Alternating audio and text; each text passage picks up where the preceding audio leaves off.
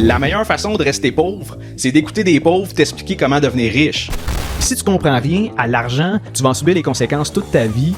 Ceux qui suivent un peu les finances et l'économie savent que bientôt Lyon va aller à la bourse. C'est pas le rôle du gouvernement de jouer aux spéculateurs avec l'argent des contribuables. C'est facile de dépenser des millions de dollars quand c'est l'argent des autres. Votre cash, vos décisions. Bienvenue au podcast Finance 360 avec Alex Demers. Je vais vous parler de l'annonce de Donald Trump concernant le plafond de 10% sur les cartes de crédit aux États-Unis. Je vais vous parler de quelles seront les répercussions de ça si jamais ça passe au conseil. Et deuxièmement, je vous explique comment fonctionnent les différentes compagnies de cartes de crédit comme Visa, Mastercard, Amex et Capital One. Et finalement, je vais terminer en vous partageant pourquoi j'ai profité de la baisse du secteur financier pour investir dans la compagnie American Express. Et c'est un épisode important parce que même si cette nouvelle politique-là ne s'applique pas directement au Canada, ben, tout le monde utilise des cartes de crédit et c'est important de comprendre comment ça marche. Donc, je commence tout de suite avec le président Donald Trump qui veut plafonner les taux d'intérêt des cartes de crédit à 10% maximum. Et ça, évidemment, c'est aux États-Unis et ce sera à partir du 20 janvier, donc la semaine prochaine. Et si cette mesure-là est acceptée par le Congrès,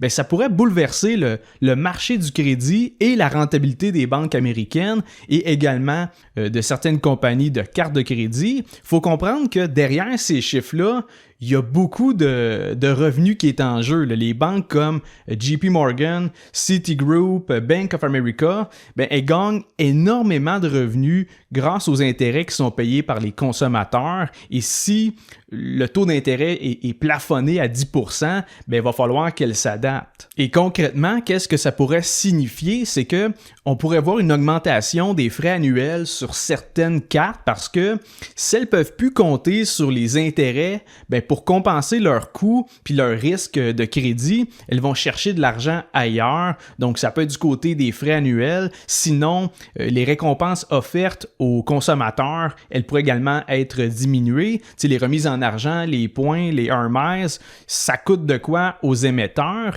Et si les marges sur le crédit baissent, ben, les programmes de récompense pourraient devenir moins avantageux pour les clients. L'autre chose qu'on pourrait voir, ce sont des restrictions plus sévères vis-à-vis l'accès au crédit. Tu sais, les banques qui pourraient devenir plus sélectives puis aller refuser des clients qui normalement y auraient pris, mais là, considérant que le taux d'intérêt y est capé, ben, les clients qui sont considérés comme plus à risque seraient éliminés. Et les consommateurs avec un historique de crédit moins solide, ben, à ce moment-là, ils pourraient se voir limiter l'accès à certaines cartes de crédit ou se voir proposer des cartes qui ont littéralement pas d'avantage. Et en résumé, ben, ce plafond-là, ça peut sembler comme une bonne nouvelle pour les consommateurs, mais à long terme, finalement, ça pourrait se traduire par moins de choix, moins de récompenses et plus de frais cachés. Les banques, c'est pas vrai qu'ils peuvent accepter un taux d'intérêt de 10%, considérant le risque de défaut de paiement de certains clients. Donc, pour les Américains, ça pourrait causer un vrai changement dans la manière dont ils utilisent leurs cartes de crédit. Tu sais, les cartes dites premium, ben, ça pourrait devenir vraiment plus difficile à obtenir. Celles avec des remises pourraient devenir moins rentables. Au final, les banques, ce sont des business, donc ils vont toujours chercher à protéger leurs revenus et malheureusement, ce seront toujours les consommateurs qui vont finir par sentir les conséquences de ce type de mesures-là, comme par exemple de venir caper les taux d'intérêt. Et c'est ce qui m'amène à vous parler du fonctionnement des cartes de crédit. Je pense que tout le monde sait comment ça marche, une carte de crédit à la base, là, dans le sens que vous achetez de quoi avec votre carte, vous avez habituellement une période de grâce d'au moins 21 jours sur vos achats. Et si vous payez votre solde au complet avant cette date-là, ben, vous n'avez pas d'intérêt à payer. Par contre, si vous laissez un solde impayé, ben, les intérêts, ils commencent à s'accumuler quotidiennement, donc à chaque jour, à un taux autour de 21-22%. Et je pense que cette partie-là est relativement bien comprise, mais je suis convaincu qu'il y a beaucoup de personnes qui ne savent pas c'est quoi la différence entre Visa, Mastercard, Amex et Capital One par rapport à leur modèle d'affaires puis à comment ils font de l'argent. En partant, je vous pose la question, quand vous payez des intérêts sur votre carte de crédit, pensez-vous que ça s'en va à Visa ou à Mastercard? Je vous le dis tout de suite, la réponse est non.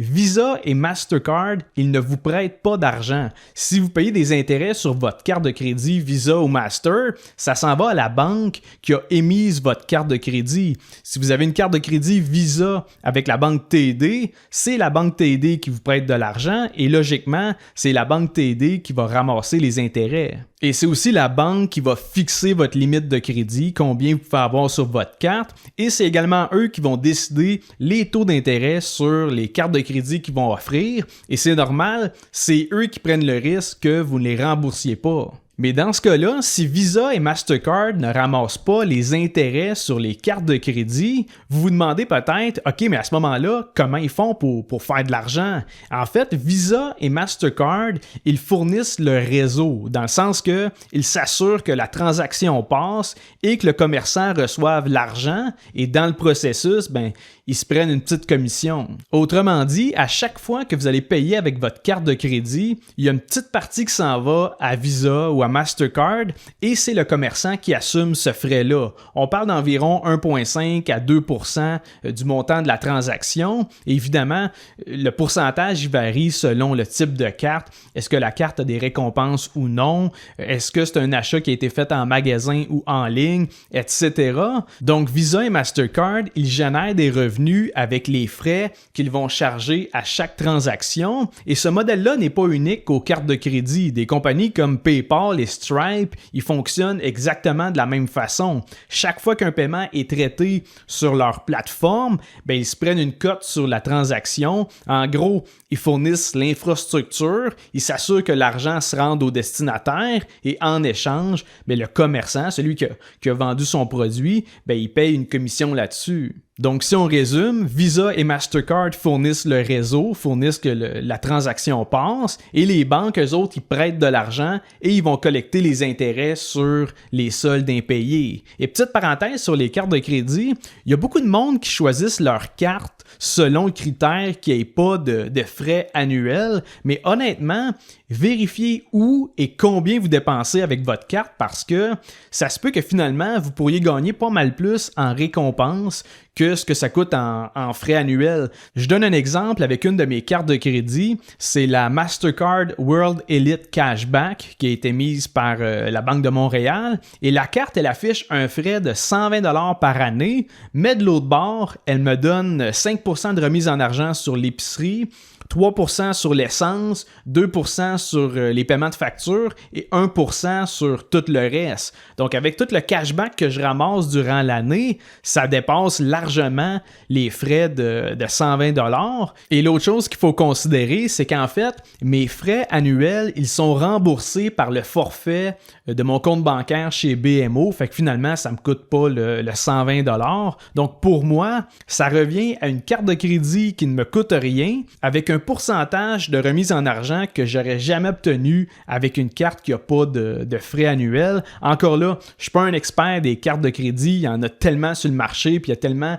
différents types de récompenses, puis de cashback, puis tout ça. Donc faites vos recherches de votre côté, puis c'est sûr que vous allez trouver quelque chose qui correspond à vos revenus puis vos dépenses, qui va être avantageux, que ce soit avec ou sans des frais annuels. Ceci étant dit, je vais vous parler de deux compagnies de cartes de crédit qui ont un modèle d'affaires différent de Visa et Mastercard.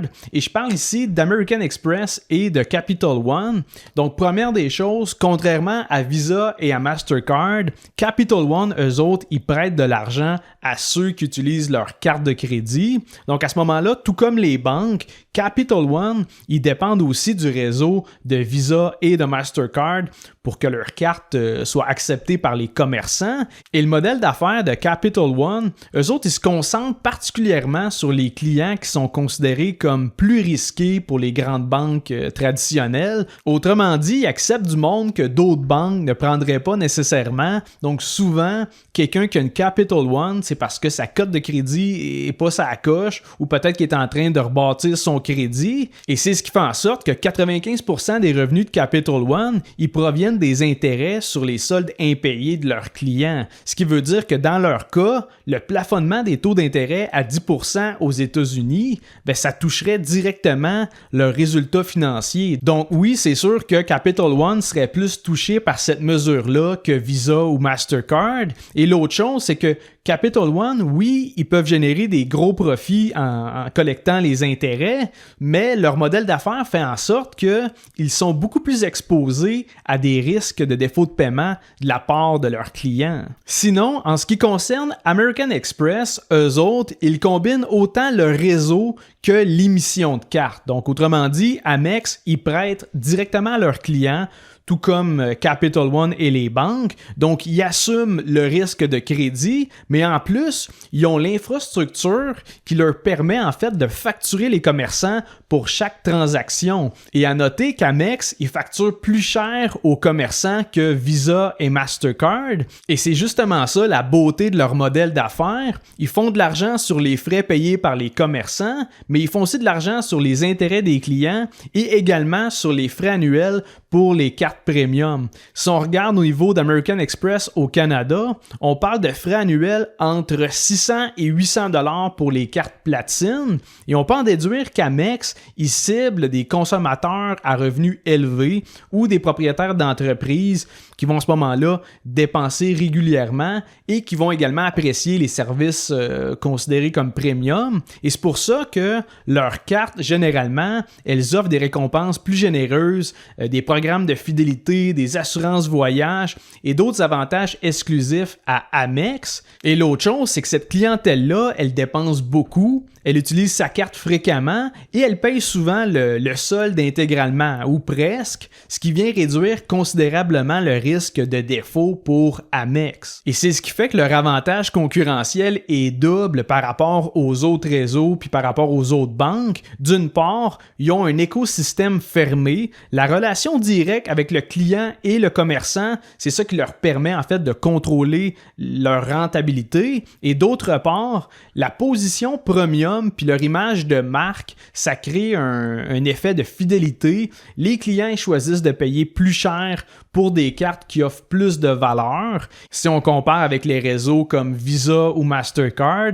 eux autres, évidemment, ils dépendent des volumes de transactions et exclusivement des frais payés par les commerçants, tandis qu'Amex va faire de l'argent ailleurs, comme je vous dis, avec les intérêts et les frais annuels. Et c'est justement leur modèle d'affaires particulier qui m'a convaincu de profiter de la chute du secteur financier pour aller acheter des actions d'American Express. J'ai payé 356 $ US par action. Et parmi tous les titres financiers qui ont baissé suite à l'annonce de Donald Trump, j'ai choisi Amex parce que c'est pas simplement un émetteur de cartes de crédit comme les autres. C'est une entreprise qui opère dans un segment qui est plus haut de gamme en visant une clientèle qui est plus fortunée, qui est plus fidèle. American Express, c'est pas juste un logo sur une carte, c'est un brand qui est reconnu, qui offre des avantages tangibles et surtout qui réussit à faire payer ses clients plus cher pour cette valeur rajoutée-là. C'est vraiment leur positionnement premium qui rend Amex beaucoup plus difficile à concurrencer que les autres acteurs du marché. Et pour moi,